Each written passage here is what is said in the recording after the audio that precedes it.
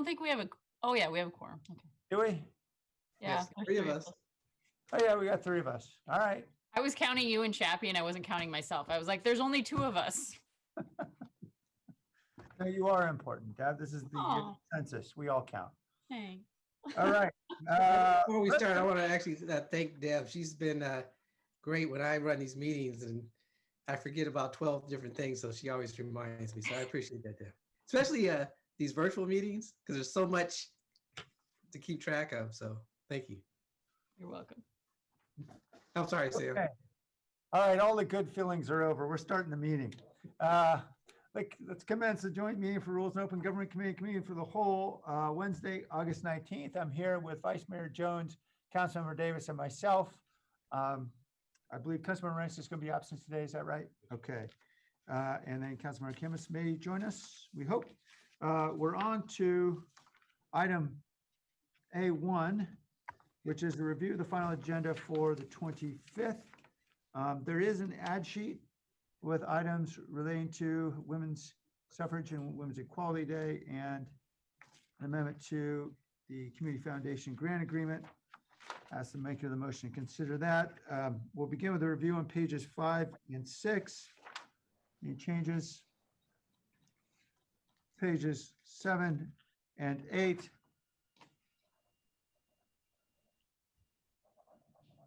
Pages 9 and 10.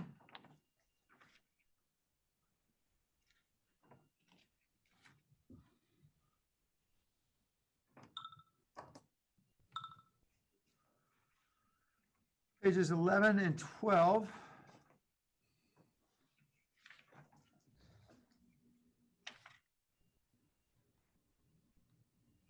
Can I go back to page 10 for a moment? Dave, I see that the duty manual amendments are on 4.2. Is this the day that's the better day to be putting this item on? Yeah, that's a good way of putting it. I think the conclusion we came to is this agenda and the next 3 are kind of so packed that, Yeah. and since this is technically a continuation of an item that we didn't complete yesterday, I thought just best to propose putting it here. Okay. Yeah, that's kind of the conclusion we came to, but I know we've got the after action report from the police issues relating to the protest coming on the 15th. Is that right? we do. To try to just put all that on the same day, since I imagine a lot of the same members of the public will want to be there. I think we're okay with that. I didn't know how you all felt about, this item and how close we were to kind of just completing it.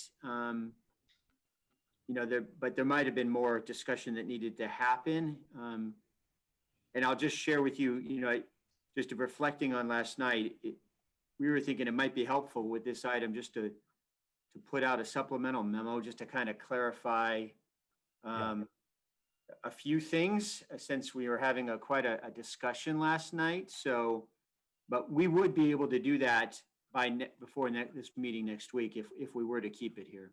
Okay. I know that there's quite a lot of other things. Let's go through the agenda and we'll come back to this. Okay. So pages 13 and 14, any changes there? Pages 15 and 16. Pages 17 and 18.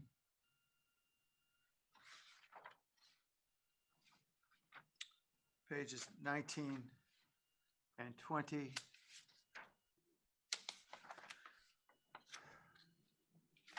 Okay. I guess as I reflect on this, I know that there's no such thing as a good day these days with the agendas we have. I know we're going to have another lengthy discussion on 3.1. Given that, I suspect there's going to be other issues relating to the police items that are all going to come back to us on the after action report on the 15th. I would recommend for the maker of the motion that maybe we just push it to the 15th so we could have all those discussions together, unless there's some need to resolve that quickly. Yeah, Mayor, I'm kind of torn. One is that, the sooner we have that discussion, kind of it's still fresh in everybody's mind in terms of the previous discussion that we had. Yeah. Um, and based on my precise estimation, I figured we had about 23 minutes left on that item. 23. And I'm never wrong in my estimations. All But right. I think at Very the well. same time, I see a lot of synergy between the after action report and this duty manual, because they're really discussing very similar issues and topics. So I'm kind of torn, but I could live with deferring it till the 15th, but If I could just offer one other reason, I haven't seen the after action report. We may in fact learn something from that after action report that informs us on this issue. And I suspect it may be beneficial to have all that in front of us. so my input is I'm okay with deferring it to the 15th, Okay. in spite of my reservations. Okay. Do you want to make a motion for the whole agenda here? Okay, I move that we accept the agenda for August 25th with a sunshine waiver for the ad sheet and moving item 4.2 to the September 15th agenda. I'll second. Does your motion include having 3.5, the community plan to end homelessness, not to be heard before 4 p.m.? That's the administration's recommendation. Right, it's already in the, It just says recommend, so I wasn't sure if it had to be in the motion. well, I'm okay with that, but just for future reference, if it's if it's noted in the agenda, do we have to specifically include that in the motion, just so? So, but I understand Councilmember Davis's point, which has that tricky word recommend in there. Okay. It's not like 3.7, which says to be heard last. Like that was already made that way. Okay, well, now I understand the distinction. So yes, that would include that. Great. Okay. Let's go to the public. Mr. Beekman?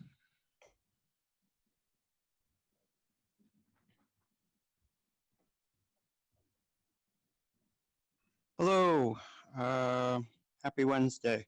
I hope my sound quality will be better today. To speak to item 3.1 and David Sykes' weekly COVID report, I tried to say yesterday, I don't want to speak in absolutes, and I want to be able to speak in ways that could just give your own selves and the community ideas on issues. And to make a big, bold statement, I really want to be able to talk about, how owners and tenants can get along. They don't have to sue each other. And the good practices, we're trying to be able to do that, to make sure that happens, the good assembly bills and such. I think, I hope you can be patient. I think a very important overview of this subject is, I've said it a few times and I try to use it sparingly, but the idea that, COVID-19 has been from an international level, and we have not been at fault here at the local level. And so what we're trying to work out at this time is, we don't need to be blamed. We should not at all be blamed at the local level.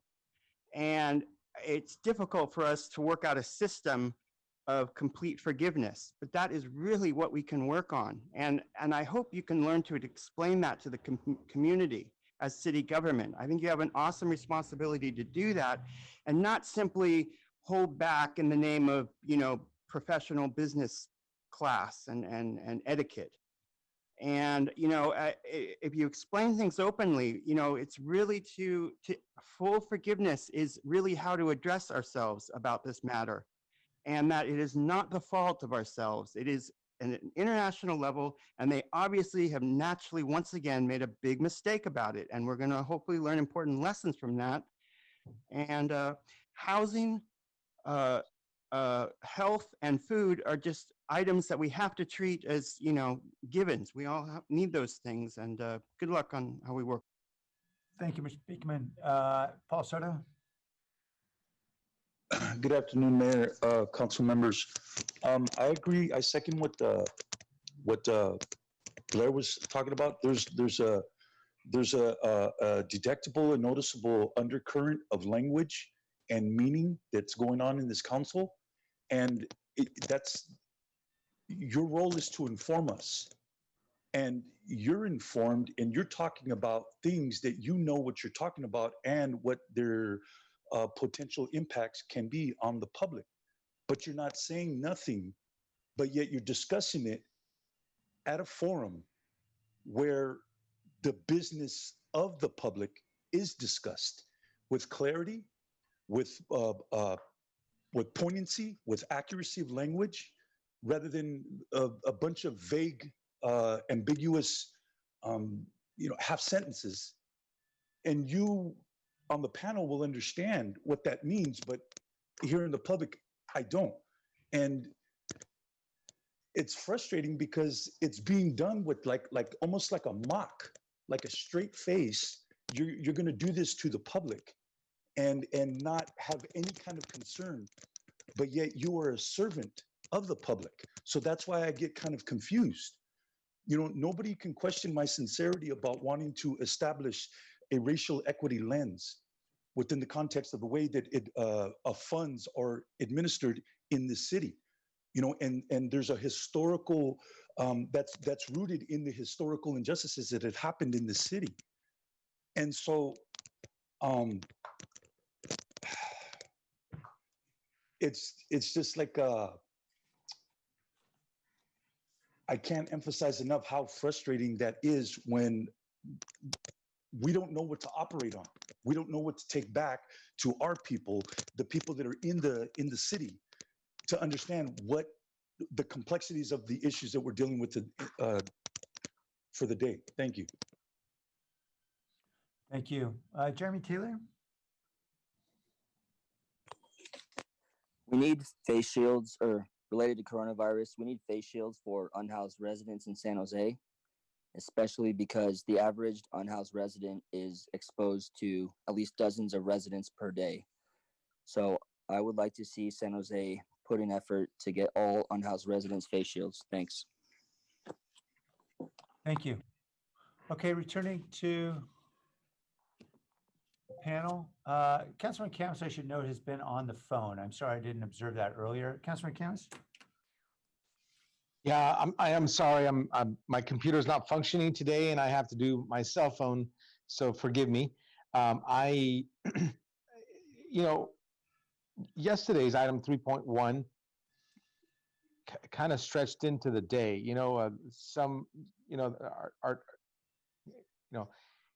We were putting limits on how many minutes that people could talk on 3.1, and I think we should revisit that because, if we hadn't gone so long on that item, we might have been able to finish yesterday's discussions.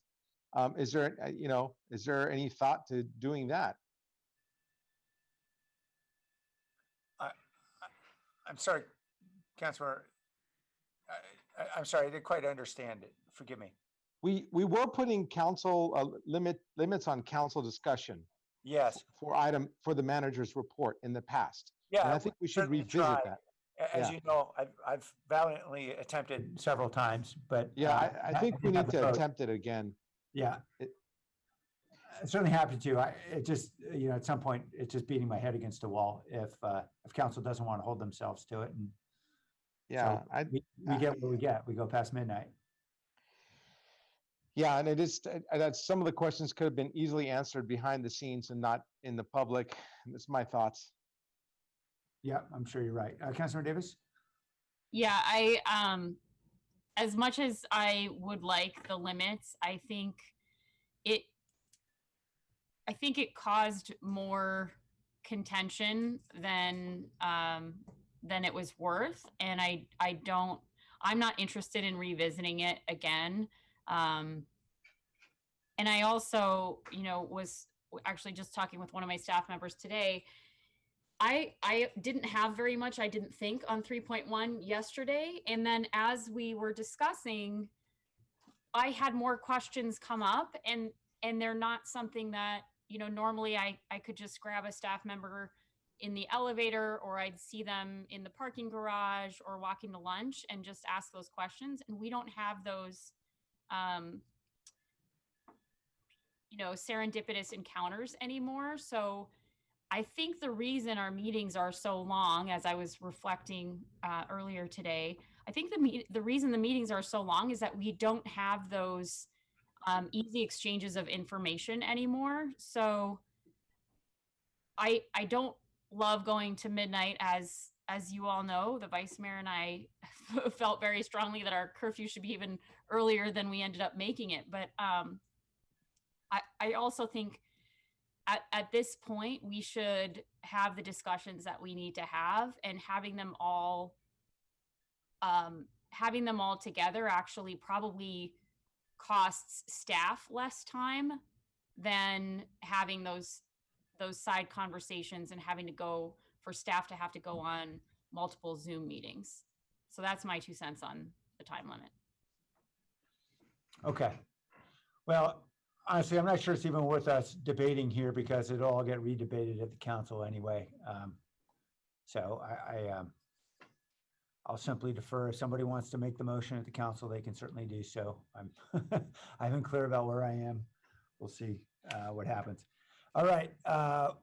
On the motion, I guess we need to vote by roll, don't we, Tony? Yeah, I think we should, with Khamis on the phone. Okay. That way we make sure he's heard. Yep. Arenas is absent, so Davis, Aye. Khamis, Aye. Jones, Aye. Liccardo. Aye. Thank you. So, Tony, just for clarification, so if Councilmember Khamis was not on the phone, but he was a full participant, could we do a consensus vote on these items, or will we still have to do a roll call in rules? I believe we should always do a roll call, but I will consent calendar. I'm okay with the everything. When it's just like, if you were to just approve the agenda and have no changes, I'd say just do it all as a group. But because there are several changes in that moving 4.2 to 915, I feel like it's better to do a roll call when you have a lot of little moving pieces anyway. Okay, so I'll update your virtual meeting guide to reflect that. You can see my face. I could log in just like I would on any given day. It's just, it's on my cell phone. It's not as nice. Actually, I was okay, Johnny, without seeing your face. But Okay, all right. Well, let me turn off that. We don't have to get personal here. I'm going to reel this meeting in. We're on to item 2, which is the agenda for September 1st. We'll begin with pages 5 and 6. Pages 7 and 8. Pages 9 and 10. Expect 8.2 will attract a lot of public attention. I guess we'll be beginning at 11 a.m. on this as well. Is that right? well, that's 1:30 on the. Is that right? I think we should go for 11. Yeah, I think so too, given what we got coming on 8.2. It is a deceptively short agenda, but. I think deceptive is the key word there. Exactly. Okay. We'll come back for a motion. Okay, the person with the phone number ending 5724, we're speaking now on the agenda for Tuesday, September 1st. Welcome.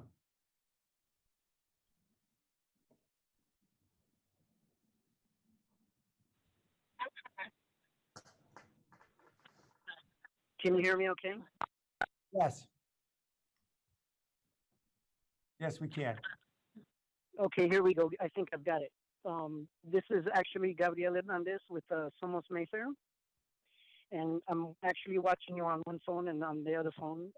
But I would like to request that I believe it's item 8.1, which is the citywide residential anti-displacement strategy discussion. If you could make that time certain, we've involved a lot of different communities in San Jose around that item and those proposals. We've been working on it for over a couple of years, and would like to make sure as many of the community members we've worked with are able to listen in on your discussion around that. And so if we could make that time certain, that would be great. I think sometimes you guys take a dinner break or something like that. So maybe right after that, when you all feel good and full, but just the time that, you know, maybe after people get off work and stuff and have dealt with their children and stuff, that would be great. Okay, thank you. Thank you. Thank you very much. All right, thank you. We'll take that recommendation when we come back to the panel. Blair Beekman? Hi, I wanted to speak on item 6.1, which is microgrid and energy resiliency studies. You're developing over the past few weeks now local community energy ideas. Thank you. You know, I tried to mention you know, community energy ideas yesterday. And what I think the important need is to consider the ideas of renewable energy and not just clean energy. Those are two different ways to look at the future of energy. And, you know, I hope we're into the idea in San Jose of renewables. And I think that is just the vital question for ourselves. I think we can, I feel personally that, you know, clean energy is basically nuclear energy, and that delivers carbon-free energy, which is important to ourselves. But nuclear energy and its think tanks, its corporate, you know, mantra, it's you know, corporate, you know, passing along to each other is basically about ideas of what brought along these COVID things, and basically works towards the ideas of there can be acceptable losses of mass numbers of our civilization and of our society and of our communities. That is the premise of nuclear power. And we are at a time for ourselves to really consider positive, sustainable ideas. And that has to be key in however we all move forward in this time of COVID, I feel. And I'm just really hopeful of that. And so we have to really reconsider the future of nuclear and really work at this time how we can end it.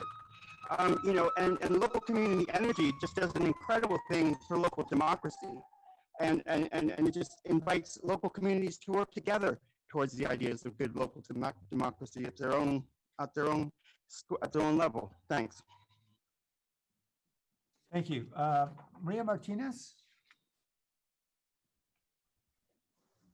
Hi, good afternoon, members. Maria Martinez, District 5 resident, and also staff for Somos Mayfair.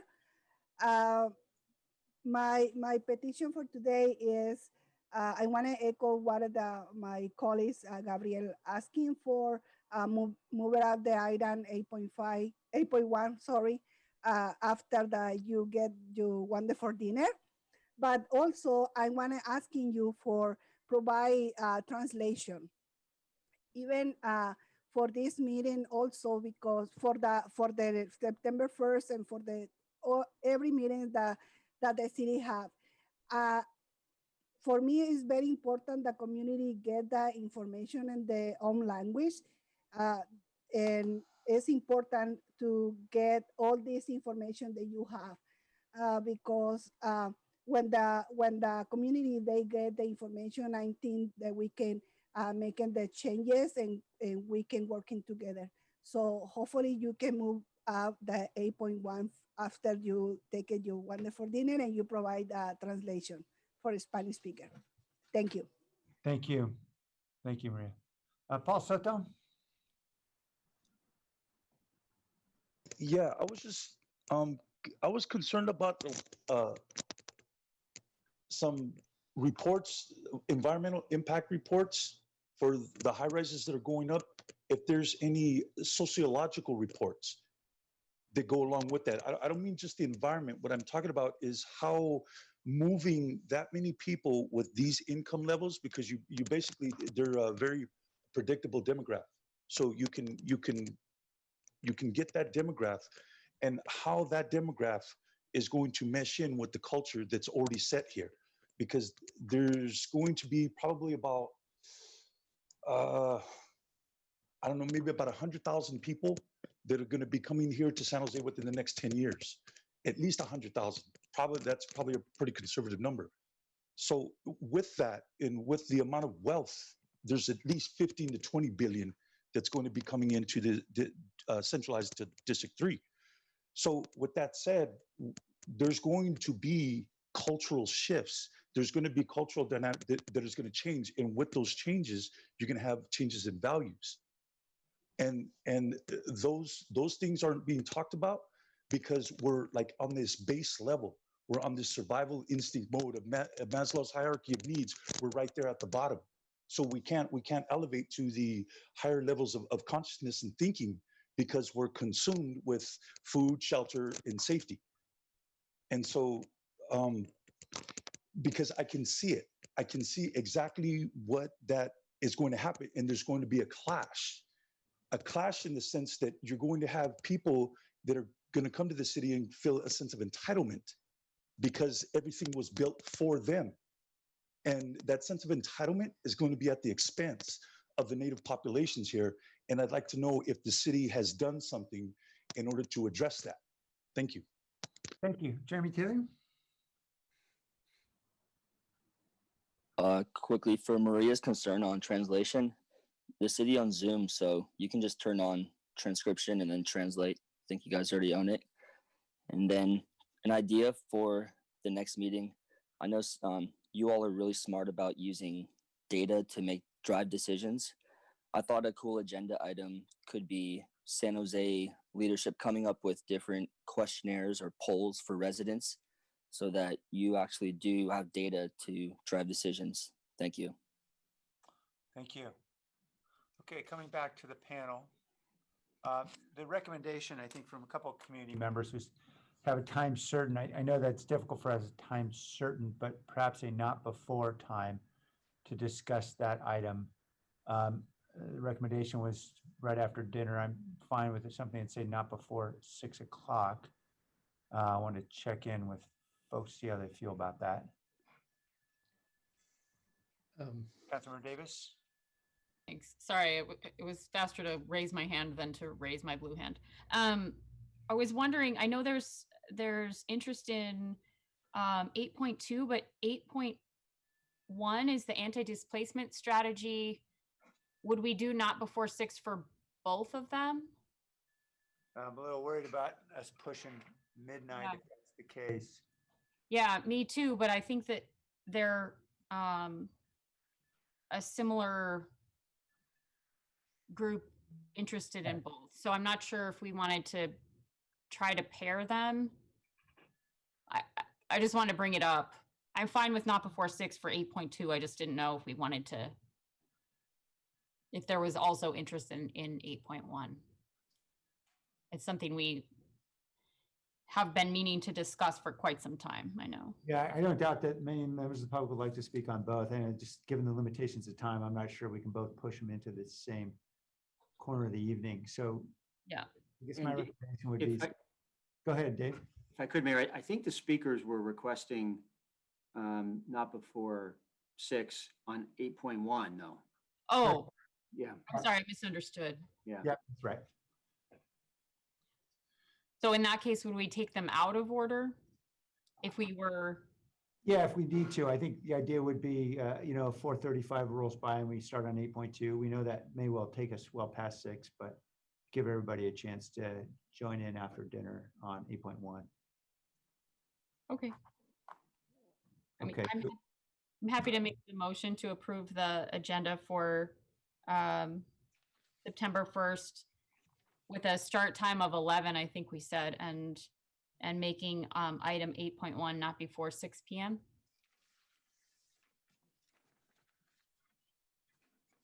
Vice Mayor? Anybody? Was No? that- Had to, Second. had to find my unmute. Oh, we got a second in there. Okay, good. Anybody like to, let's see here. Okay. All right, let's vote then. Davis, Aye. Khamis, Aye. Jones, Aye. Liccardo. Aye. Okay, thank you. Item E is the public record. Motion to note and file. Second. Mr. Bakeman.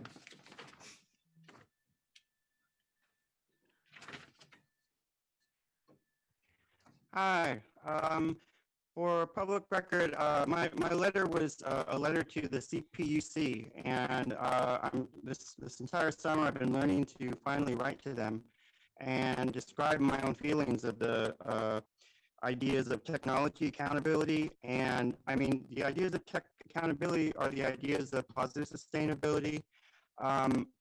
It is good communication between everyday community and its local government that is specifically meant to address, good democracy, and from that, how that can end continual war and its shock doctrine practices. So it's these sorts of elements and ideas that really have to be, first talked about in however I feel we move forward this time as a society, and in fact the world, how we need to move forward, how to consider ourselves. We have to place positive sustainability first and foremost, no matter the intentions of what this COVID-19 is meant to accomplish. With 48 seconds, I wanted to remind community energy is where everyday people, from each community can work in their own community and develop good ideas and then connect to people of neighboring communities. And it's that sort of connections at the local level. It's a great program, and I hope our own city can the people of our own city can really get into it. And there was with 20 seconds, a woman, another public record letter. She's an owner, and she's asking for help from you as the city government, what she can do so she can get her payments back. I think you can have answers for her, and I hope you can learn to supply her those answers and talk to ourselves about what answers you're giving to her as well. And that's our future, and that's our hope. Thank you. Thank you, sir. All right, on the motion, we need to take roll on this, Tony? Davis, Aye. Khamis, Aye. Jones, Aye. Liccardo. Aye. All right. On item G1, we have a consent calendar. Move approval. Second. All right. Mr. Beekman, this is a Rules Committee reviews, recommendations, and approvals consent calendar. There are just 2 items on consent. Would you like to speak on one of those? Yeah, I wanted to speak to Landip's ideas of accounting ideas. Is that on the consent calendar? We'll pick that up in 2 more items. All right, thank you. Thank you. All right, on the motion, all in favor? Aye. Aye. Any opposed? That passes unanimously. Item 2, our act related to illegal fireworks. Councilmember Jimenez is with us. Councilmember Jimenez? Yes, Mayor, thank you. If you look at the memo, it's relatively straightforward.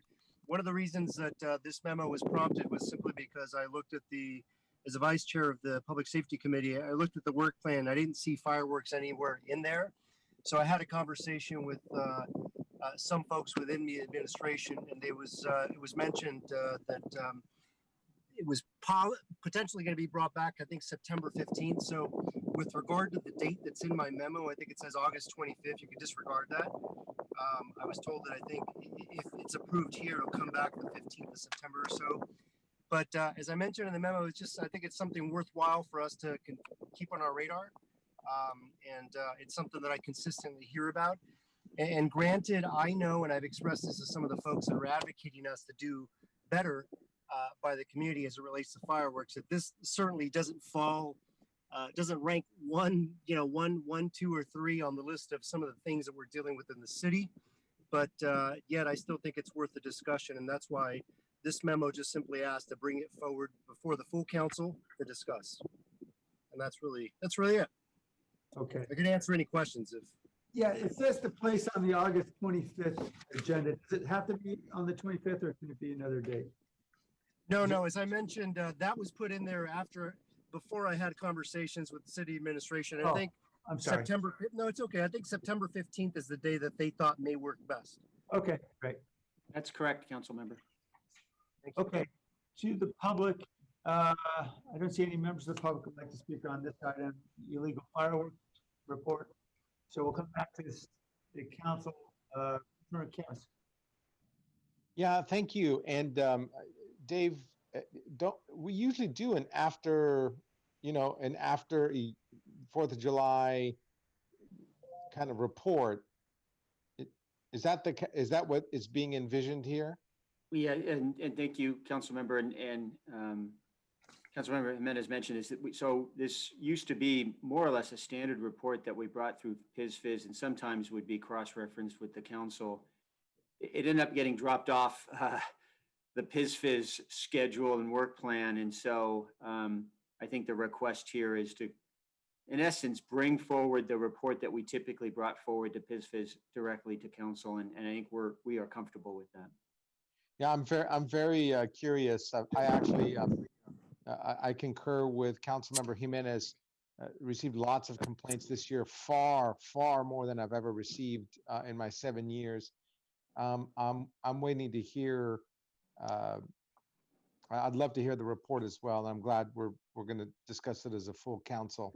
So thank you, and I'll make a motion to approve the memo. Second. Thank you. Councilmember Davis? Yeah, I want to thank Councilmember Jimenez for bringing this forward and for catching it. I actually got, of course, I got many calls and emails as well. And I had said to all my residents, well, we will hear this in council. We always do after the 4th of July. So I want to thank you, Councilmember Jimenez, for the eagle eye and noting that it wasn't on the PISFIS work plan so that you can bring it forward for us. I appreciate that. Councilmember Khamis, your motion included changing the number 3 to hearing it on September 15th, correct? Yes. Okay, great, thanks. All right, Vice Mayor? Yes, Councilmember Jimenez, just a question. Why wasn't your recommendation to go to PISFIS first and then cross-reference to council? Yeah, that's a good question. I thought that given the amount of complaints and concerns that I've heard from the community, I think it warranted a full debate and really discussion at the council instead of just at the committee. And so that's the reason. I mean, I could have easily done that, but the other thing that prompted me to just push it to the full council is simply that it wasn't on the work plan for PISFIS, and I just assumed they were jam-packed with other things. And I did look at the work plan, but I just assumed they didn't want it there necessarily.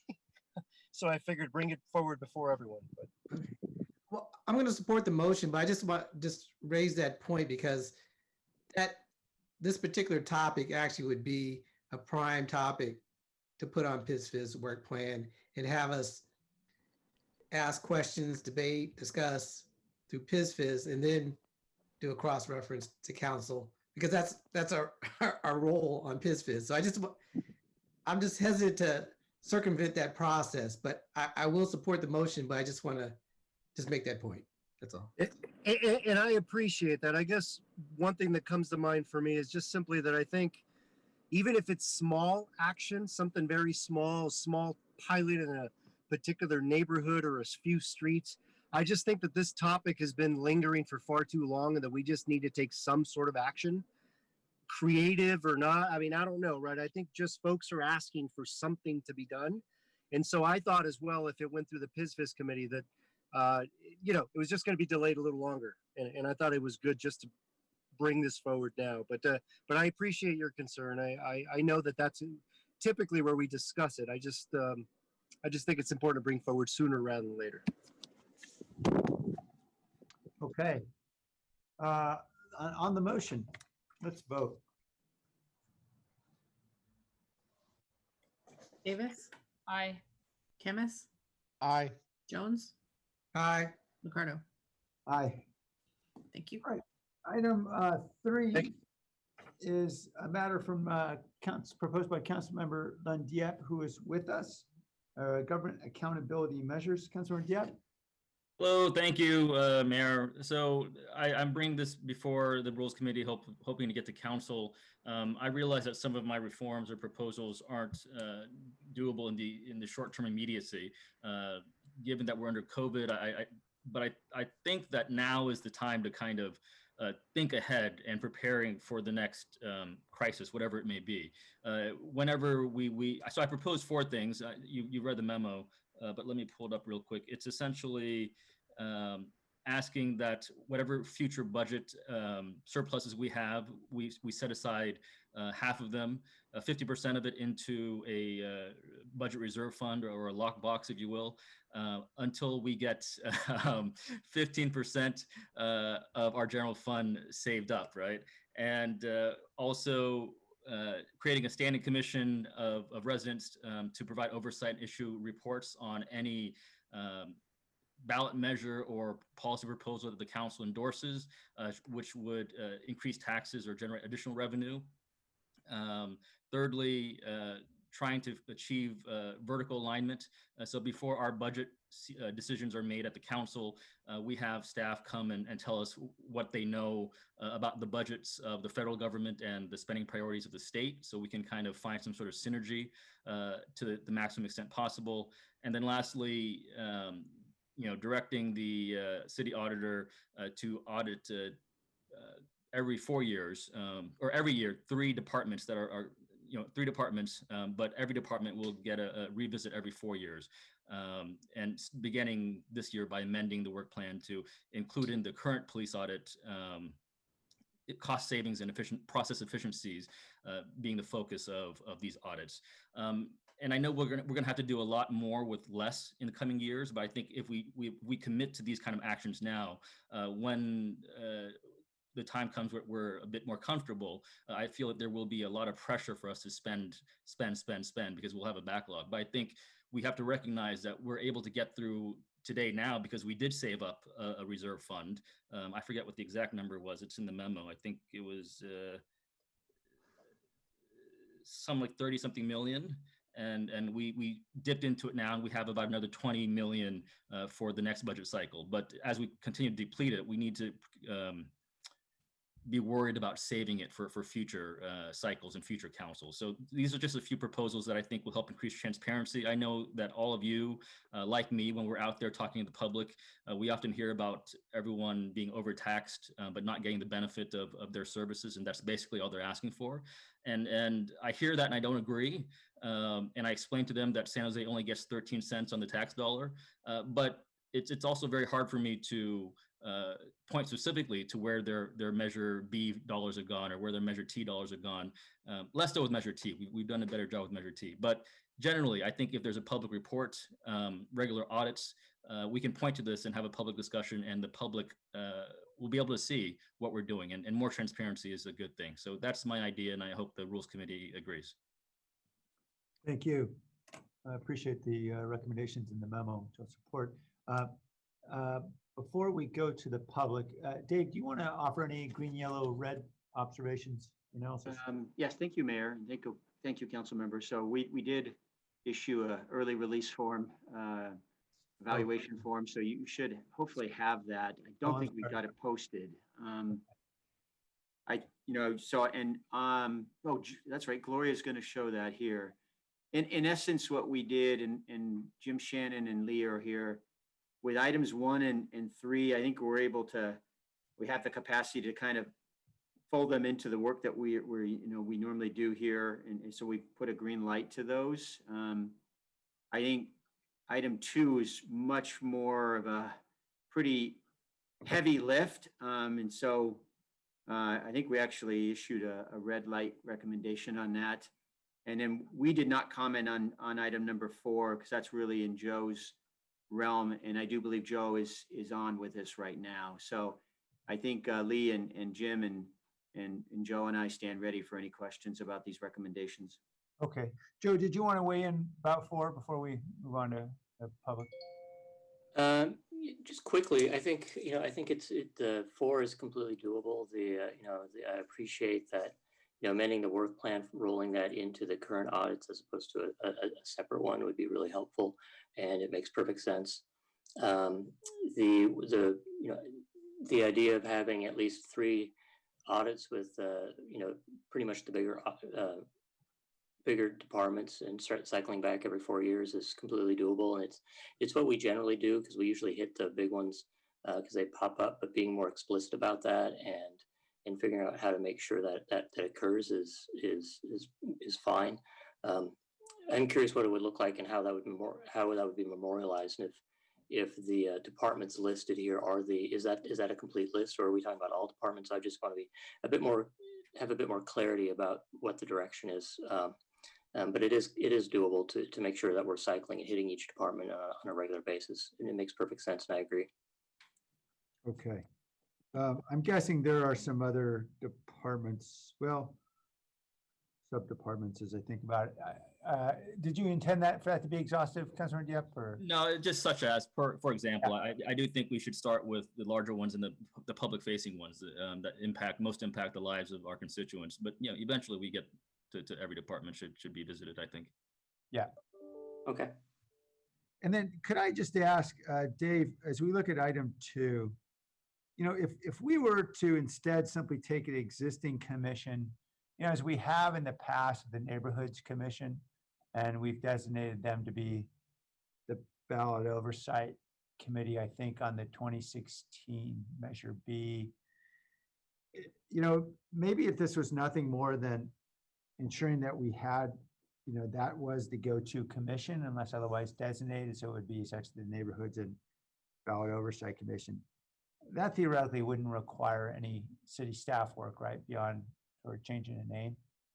Yeah, and I'll let Lee weigh in. I think you're correct. I think that the statement in here that, it's provide oversight on any ballot measures or policy proposals proposed or endorsed by the city to result in tax increases. And so I think, it could be that we're funneling quite a bit through here. Right. So it would be the additional revenue part that might be a fee increase, for example. Right.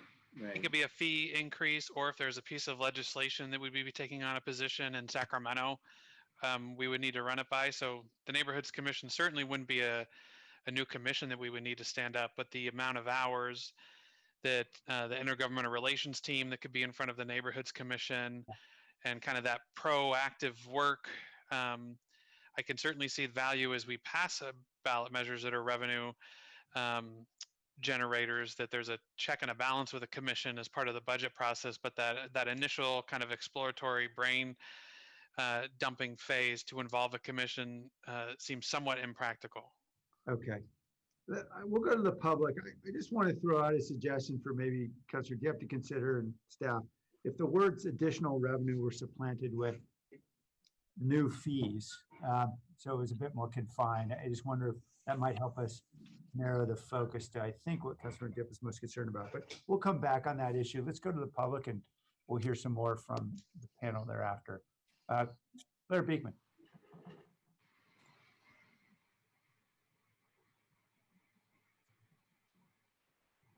Welcome, Blair. Yeah, hi, thank you. It is unmuted, thank you. There are going to be many accountability issues for this item. Can cover many subjects. You're currently working on Measure T oversight accountability as well. And, it was Measure T was originally meant to address like a number of issues. It was really ambitious, and part of it was to have oversight. And so you created an oversight committee that was mainly supposed to work on its tax and auditing ideas that I think you guys are interested in. But with COVID and perhaps pre-COVID, it was supposed to have public oversight ideas with technology as well. And I think with COVID, those are going to kind of get, thrown by the wayside, the technology's oversight ideas. So I hope I can't stress enough the ideas of, to create some sort of public oversight committee for the future of technology, as a way to talk about accountability issues. And that I think can really actually help address your police issues at this time as well. I think that's about all I have to say for this item. So good luck in your efforts. It's an interesting project for yourselves. Thank you. Thank you. Eddie Trung? Good afternoon, Mayor Liccardo and City Council members. Eddie Chong with the Silicon Valley Organization. I wanted to express my support for the Councilmember Deep's memorandum for good government reforms. First, I want to point out two items that we are particularly supportive of, which is first is the budget stabilization fund concept. If we had this budgetary item prior to the COVID economic recession, then I think that we would be in a better place today. But instead of looking back, we can certainly look forward and to see what we can do to prepare ourselves for the next crisis and to really create some kind of a fiscal resiliency fund so that the city can better weather such storms. And the second item is the performance audits. In particular, whenever there are budgetary constraints, we should do everything we can to ensure that we're optimizing limited budget dollars and to ensure that we are delivering the best quality services that we can through the city. And so with that said, I want to express our support for Councilmember Deep's memo, and please move forward with the accountability measures. Thank you. Thank you. Okay, coming back to the panel. Councilmember Depp, did you want to respond? Yeah, so thank you. I'm fine with the replacing additional revenue with fees. I think from a constituent perspective, most people are concerned with, every election cycle, there's some sort of ballot measure. And I think that was really the thrust of it. I didn't envision it to what Lee was saying, where every little thing was, and I don't even think the voters or the residents even are aware of every little increase that we do, right? So I think their concern is mainly, you raise my taxes or something, and am I getting the benefit of that? And that's essentially what I'm trying to get at. So Lee, if those words additional revenue were supplanted with new fees, does that help narrow the focus? I guess one question, and then I would ask Jim to weigh in. Are we talking about fees enacted by the city or just fees in general? I think it would just presumably be the ones we control. Councilor, Yeah, okay. Yeah, it would be from the city, clearly. Okay. Yeah. Yeah, so I would defer to Jim. If it doesn't affect the IGR program, I'd defer to Jim. Yeah, hi, this is Jim Shannon, City's Budget Director. I think, with, we have a proposed fees and charges document that we put out as part of the budget process every year. And invariably, there are a number of small fees that are a part of that document. There have numerous fees to serve very specific purposes for specific services that are requested by residents or businesses. I think even having the word fees in there without maybe some thresholds becomes probably more administratively burdensome than probably is wanted as part of this memo. I think maybe the other thing to consider is, certainly the Neighborhoods Commission is the oversight body for the local sales tax measure. I think those have been pretty narrowly focused for that particular ballot measure. So we have Measure E, we've got Measure B, we've got Measure T, we've got the old Public Safety Bond Fund Oversight Committees too for Measures O. And so I think also one of the challenges one to consider is that this, how does this differ from those individual committees that already exist for those measures? And how does this differentiate substantially from the budget review and publications that are sort of already out there that provides a lot of information on sort of how the dollars are coming in and what they're spent on. And I have another comment on some thoughts on recognition 1 too, if when you're ready to talk about that as well. You can do that now. Okay. Councilor Depp, did you want to respond? Or? No, I appreciate that. I recognize that for every ballot measure we've done so far, we basically have a separate oversight committee or something to that effect anyway. I think there's some benefit to having some sort of continuity with just one, whether the Neighborhoods Commission or some commission with that responsibility, rather than assembling a new body every single time we run a ballot measure, which seems to be what we typically do. So I just wanted to have like a a body with standard responsibility that the public can look to with some regularity, same name, same scope of work, that they would issue as often as we had these kind of revenues increases. So that was my thinking there, and I understand the reluctance to be overly burdensome, and that's not my intent at all. So we can word this however it makes the most sense so that it's not capturing every single fee increase throughout the city.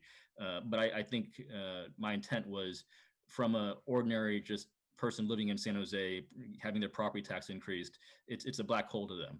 And they say that, you know, the ballot measure argues for something and they don't know if they see the benefit of it. So it's really creating a body or pointing to somebody with and embodying them with empowering them with some sort of trust from the community to say this is the group that you can look to, and they're going to issue a standard report every year or however often there's a fee or a property tax increase, and you can say yes, they're going to confirm independently that the government spent it on what we advocated for when we proposed it. Okay, Councilmember Khamis? Sorry, Mayor. Yes, I had similar questions. I really love the objective, quite frankly, but it is a little vague. Are we also going to be backwards looking, Councilmember Dieppe, meaning looking at our own, for example, our own policies that actually cause us to spend more money, like prevailing wage policies and our own departments that may not need to exist? Is that something that you envision? That wasn't my intention. I think it was just moving forward. I think as part of the audit process, we may come up with that through the audit process, but this is all intended to be forward looking. I don't mean to go back and reinvent everything. But I think if we have some new changes and systems in place moving forward, we can be more nimble and more transparent to the public. So no, not backward looking, but forward looking. Okay. And so you're envisioning this committee to be a standing committee, meaning it's going to meet on a regular basis? As often as there's work. I recognize that they're not going to be like the Parks Commission that meets regularly. They're probably more like the Salary Setting Commission. When there's work, they're called to assemble, and they'll do it that way. Okay, and if am I hearing from staff that they're okay with 1, 2, and 3, and 4, the whole thing? Well, I think which part was read? Which part? I apologize. I remember one was read. One of them. Item 2 was read, but I think we've discussed some alternatives that would make it, and some language changes that would make it more manageable. So I'm assuming this would go to council, and we'd be able to, in the interim time, issue a memo that kind of lays out some of the issues and just kind of I know Jim wanted a chance to talk about number 1, but just provide additional context to the council when this does come to the council for discussion. And how long do you need before we put it on a council agenda? I'm glad you asked that. Not so much that we need so much time, but I'm just looking at our report here. I would recommend that we put this on the agenda for September 22nd. We just got a lot stacked up over the next 3 weeks. I know this last part of my tenure is so exciting. I get midnight meetings every meeting. Wonderful. So if I will move the memo for September 22nd to be discussed with the changes that staff is recommending to the memo.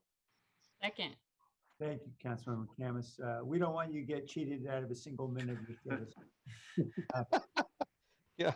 I mean, you know, if there's any good news in this awful time, it's that we're not going to have the problem of having to deal with a budget surplus for a long time.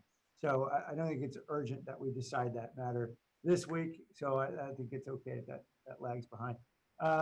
Vice Mayor Jones.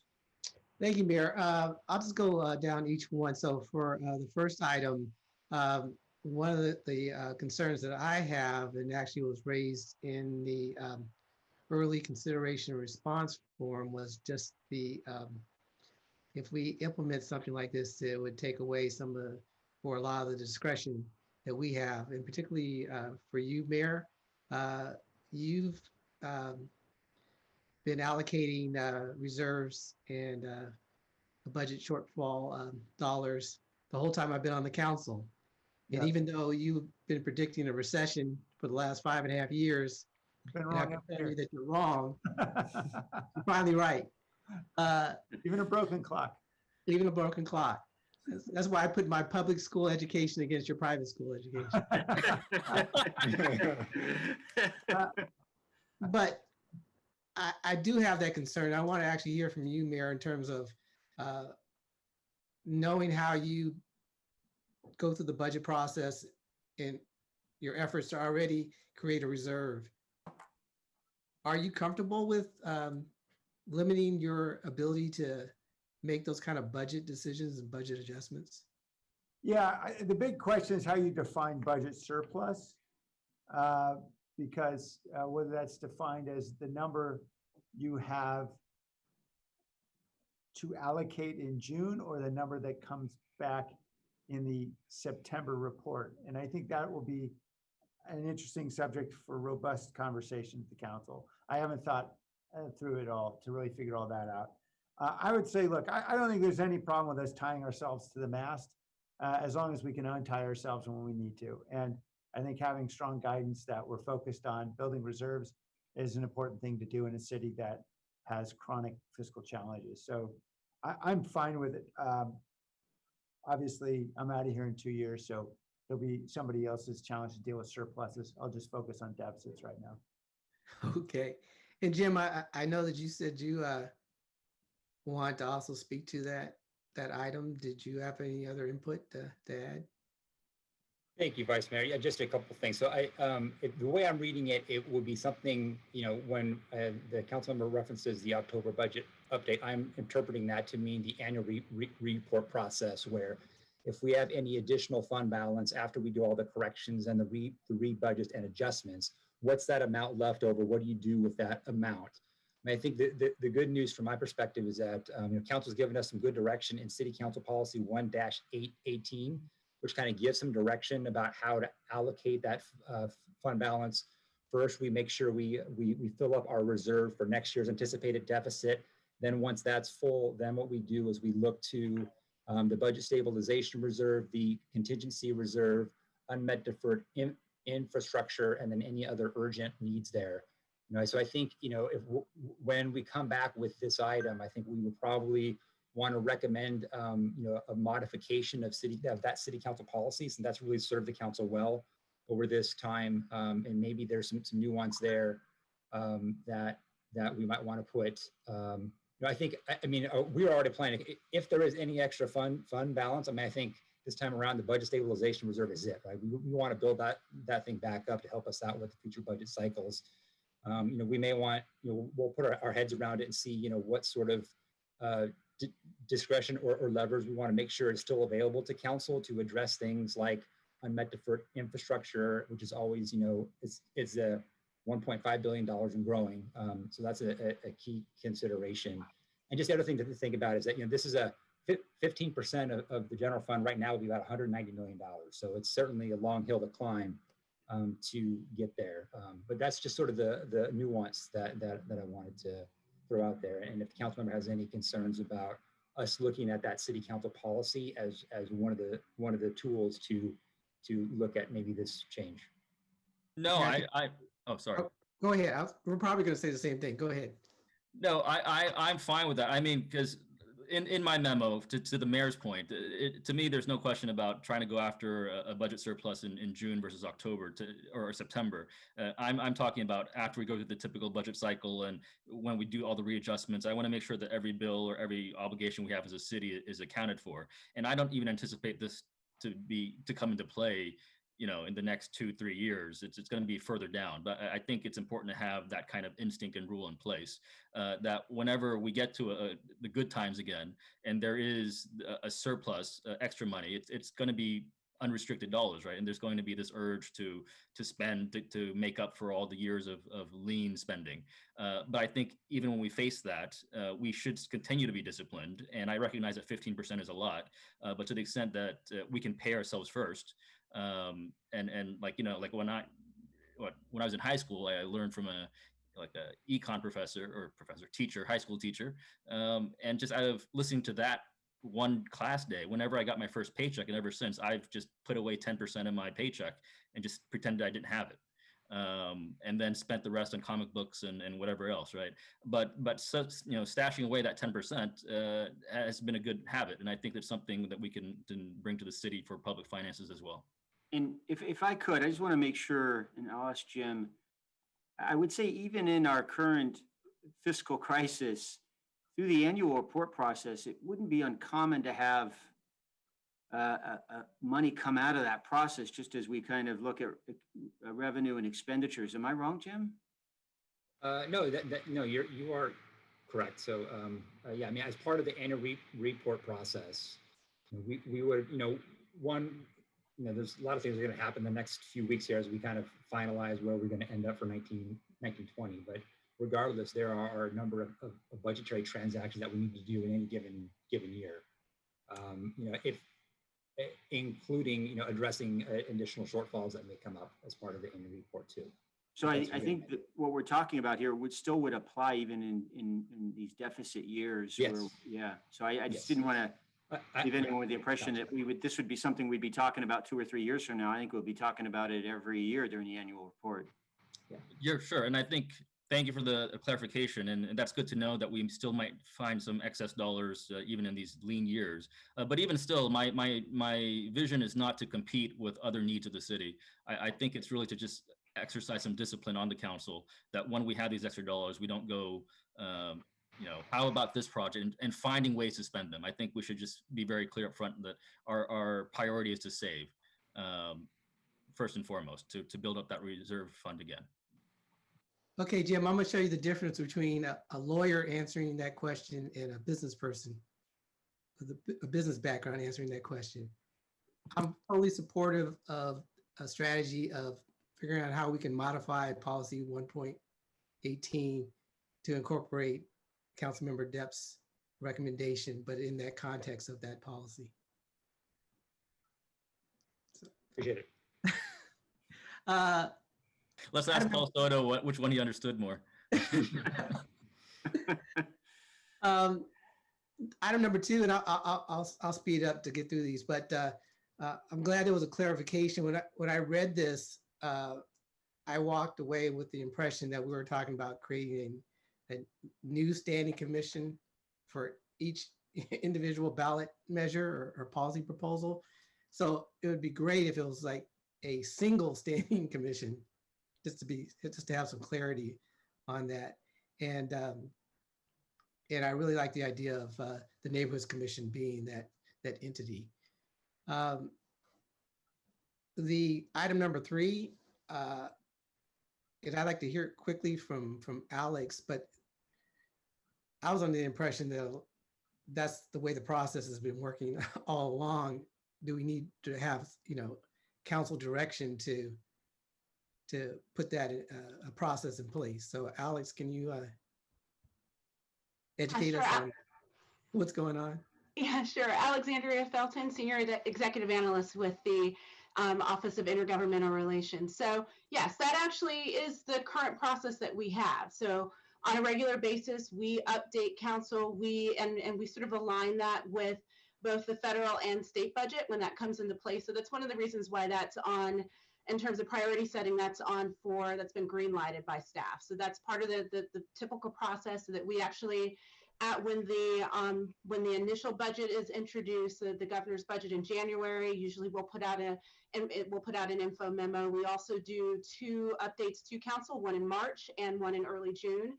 And then we have our larger update in November, which actually coincides with when the federal government, somewhere around the period when the federal government is approving the final budget for the federal government. So yes, we currently are.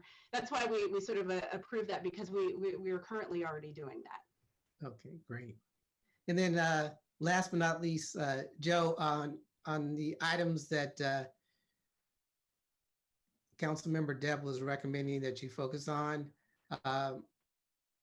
in some form or fashion, we're, as you already stated, we're doing those types of audits, but I know that for each department is really going into specific areas of that department as opposed to a comprehensive audit of the whole department. Is your understanding that, are you comfortable with having a process where you do a comprehensive audit of the whole department as opposed to individual aspects of that department? I guess that's a question I would have for clarity. Usually, as you said, we do look at individual programs or core services as opposed to the whole department. The question is when we take on something that broad, we can't go that deep. When we look at a program and focus, then we can get pretty deep into it. And that's where we really find the process efficiencies and the budget savings. I read it as hitting the departments, but not necessarily that audit part, PRNS. Because, for example, we'll be wrapping up a parks maintenance audit shortly that'll have a bunch of process efficiency pieces. Last year we did Mayor's Anger Prevention Task Force. We looked at community center RIOs before that. So these were programs that we took on. So I read it as more in that vein. Am I wrong on that? I'll have to defer to Councilmember Depp on his intent. Yeah, so no, I don't think you're off, Joe. Again, the idea is to be top level. I understand that departments are vast and we can't really go deep, especially as on every single floor. But I think it's good for the public. Go ahead. No, I was just that's the way I read it. So I'm glad I'm glad I'm in agreement with you on that. Great. That's it. That's all from all my questions, Mayor. Great, thank you. All right, on the motion then, let's vote. Davis, Aye. Khamis, Aye. Jones, Aye. Liccardo. Aye. Okay, thanks, everybody. We're on to open forum.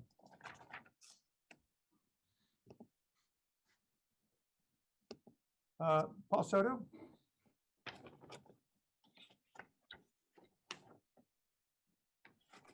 Is this open forum, Mayor? It is, yes, you're on open. Oh, okay, okay. Hey, that's a good one, Depp. Good one. I was following it the whole time. Man, this is like mind-boggling, man, because the only time that I came across this form of communication and this kind of really rich coded talk was around certain types of people. And I didn't expect that form of communication within the context of my own city government. That is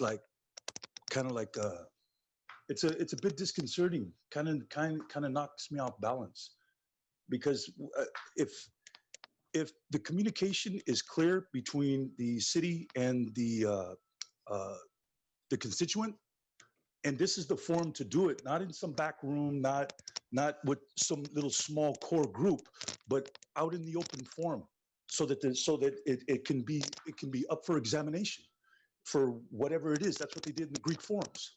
In the Greek forums, they threw it out there and they just bah, bah, bah. They just went ahead and tore it up, and whatever was left, that was truth, not this I don't know, just what's been going on here. But I have an appreciation for it because it actually is the method that's being employed to conduct city business. And like I said, the only place that I'm coming from is from the historical context here in San Jose. And I don't see enough. I see us trying to accommodate a developer so that he could develop a property while Latinos continue to die at some of the highest rates in the nation on the east side of town. It just, I don't know, maybe it is just me. It probably is. Thank you. Thank you. Better Bakeman?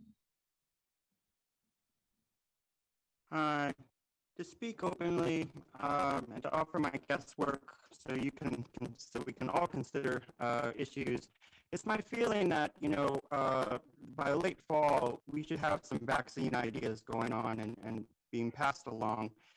But we won't be, so we'll be on the way to curing ourselves. But, as a society, April 2021 is kind of like the official date that we're preparing that we're not going to be together until then. Measure 1438, I think it is, housing measure. I've been talking about it, Ash Carver stuff. It's really important, good stuff. It's don't forget AB 1410, which actually adds 10 years to the ideas of 1438 instead of just 2 or 3. And for 1438 to be open, it has to do that for itself. It can't be a certain amount of time. It has to be an open amount of time. And that I hope my words from public record, I hope I wasn't too strong. I hope you can really help the person there. And it's from that I think we can all learn good, important, hopeful lessons. With 42 seconds, I wanted to comment on open forum last night after a real long session. I think what you heard from open forum last night was incredible. I mean, I really want to speak in those terms too, about you guys are figuring out, bureaucratic ways to deal with issues right now. But why isn't it not speaking enough, to, issues of tear gas that, San Jose should have had the foresight to know that would be causing damage in this time of COVID. Why wasn't that considered? And why were you talking about it in terms the way you were? That's the insensitivity that's really being questioned at this time, and how to deal with the accountability ideas Liam Dip was just talking about to conclude here. How can that relate to the public well too? I think I've tried to offer that with the technology, public oversight, accountability ideas. Good luck in your effort. All right, the meeting's adjourned. Everyone have a good day and stay healthy. Thank you.